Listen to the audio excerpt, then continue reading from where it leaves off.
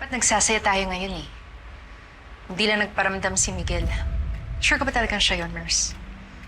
Hindi ako pwede magkamali, Rachel. I'll never forget his face. Lalong-lalo na pagkatapos ng lahat ng ginawa niya sa pamilya namin. Hindi na siya pwede lumapit sa amin ni Fatima.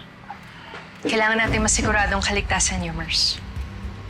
Kailangan may nakabantay na dito sa inyo 24/7.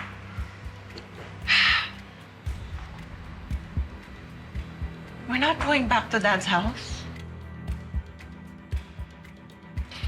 Parusa ang tumira sa amin doon ni Fatima. Siyempre, hindi kayo babalik doon.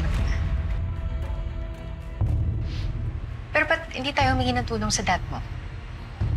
Hingi tayo ng guard. Para may magbabantay dito sa bahay niyo. No.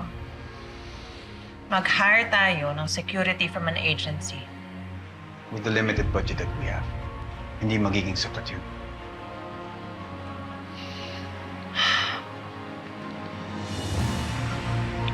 Tama si Rachel.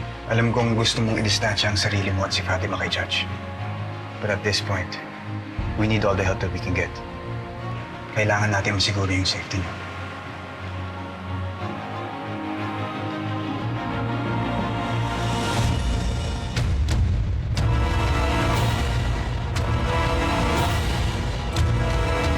Jay Caparaz, lumahod ka sa lupa.